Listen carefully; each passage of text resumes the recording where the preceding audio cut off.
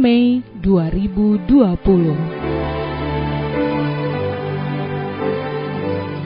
Anda sedang mengikuti renungan pagi Pulang ke Rumah oleh Ellen G. White, di mana setiap pagi sepanjang 1 tahun mengajak Anda untuk mempersiapkan diri yang terbaik akan saat kedatangan Tuhan Yesus yang kedua kali sudah dekat, di mana perselisihan, sakit penyakit, penderitaan, kesedihan, air mata akan berakhir. Berbahagialah hamba-hamba yang ketika Tuhan mereka datang akan ditemukan berjaga-jaga. Renungan pagi kita sepanjang bulan Mei bertemakan kunci keperbendaharaan surga. Judul renungan pagi kita hari ini adalah kunci di tangan iman. Ayat renungan Matius 21 ayat 22, beginilah firman Tuhan. Dan apa saja yang kamu minta dalam doa, dengan penuh kepercayaan, kamu akan menerimanya. Bagaimanakah anggapan-anggapan malaikat surga terhadap makhluk manusia yang lemah dan tidak berdaya, yang selalu dalam pencobaan, bila Allah yang mempunyai kasih yang tiada batasnya rindu dan siap memberikan lebih banyak dari yang dapat mereka minta atau pikirkan, namun mereka amat sedikit berdoa dan imannya begitu kerdil. Kegelapan yang berasal dari si jahat akan menudungi orang-orang yang lalai berdoa. Bisikan penggodaan musuh itu akan membujuk mereka berbuat dosa, dan semua ini karena mereka tidak menggunakan kesempatan yang telah diberikan Allah kepada mereka dalam doa yang telah ditentukan ilahi itu. Mengapa anak-anak lelaki dan perempuan Allah merasa enggan berdoa, padahal doa itu adalah kunci iman untuk membuka perbendaharaan di surga, di mana terdapat segala harta Allah yang maha kuasa itu. Tanpa doa yang tekun dan tetap, kita berada dalam bahaya, semakin kurang berhati-hati dan menyimpang dari jalan kebenaran. Iblis selalu berusaha menghalang-halangi jalan menuju tahta kemurahan itu, supaya kita tidak dapat bermohon dengan sungguh-sungguh dalam iman, memperoleh anugerah dan kuasa melawan pencobaan. Ada cara-cara tertentu oleh mana kita dapat mengharapkan bahwa Allah akan mendengar dan menjawab doa-doa kita. Salah satunya ialah merasa bahwa kita memerlukan pertolongan daripadanya. Dia telah berjanji, sebab aku akan mencurahkan air ke atas tanah yang haus, dan hujan lebat ke atas tempat yang kering.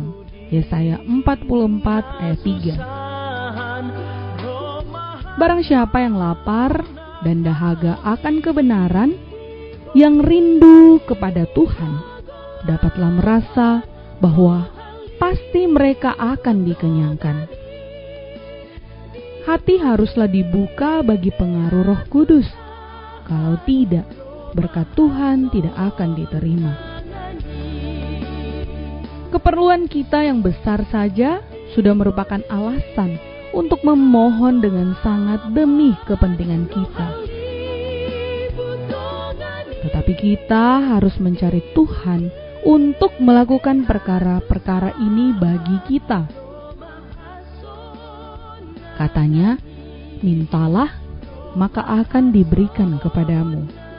Dan Ia yang tidak menyayangkan anaknya sendiri, tetapi yang menyerahkannya bagi kita semua, bagaimanakah mungkin Ia tidak mengaruniakan segala sesuatu kepada kita bersama dengan Dia? Matius 7 ayat 7 dan Roma 8 ayat 32. Jika hati kita berpaling kepada kejahatan, jika kita bergantung kepada sesuatu dosa yang kita sadari, maka Tuhan tidak akan mendengar kita. Tetapi doa orang yang menyesal dan bertobat dan hancur hatinya selalu diterima. Jika semua yang diketahui salah telah diluruskan, barulah kita bisa percaya bahwa Allah akan menjawab segala permohonan kita. Jasa kita tidak pernah membuat kita berkenan di hadapan Allah. Hanya kebajikan Yesus yang menyelamatkan kita, darahnya yang akan menyucikan kita. Namun demikian, kita mempunyai satu tugas untuk memenuhi syarat-syarat penerimaan. Kebahagiaan Sejati, halaman 105 dan 108. Mari kita akhiri renungan hari ini dengan berdoa. Bapa Surgawi yang penuh kasih, kami berterima kasih firman-Mu pada hari Sabat yang indah ini sungguh sangat menguatkan kami, dan apa saja yang kami minta dalam doa dengan penuh kepercayaan kami akan menerimanya. Terima kasih untuk janji-Mu ini Tuhan. Dan melalui renungan pagi pada hari ini, Engkau telah mengingatkan kepada kami bagaimana keadaan kami sesungguhnya. Banyak di antara kami termasuk umat Tuhan yang mengaku siap menantikan kedatangan Tuhan yang kedua kali. Engkau telah memberitahukan dengan gamblang kepada kami bahwa kami adalah umat yang amat sedikit berdoa dan memiliki iman yang begitu kerdil. Dan bila mana kami membiarkan situasi seperti itu, Engkau telah memberitahukan kepada kami melalui renungan pagi pada hari ini. Hidup kami dalam keadaan bahaya, kami yang semakin kurang berhati-hati di dalam iman, kami akan dituntun oleh Raja Kegelapan, akan menyimpang dari jalan kebenaran.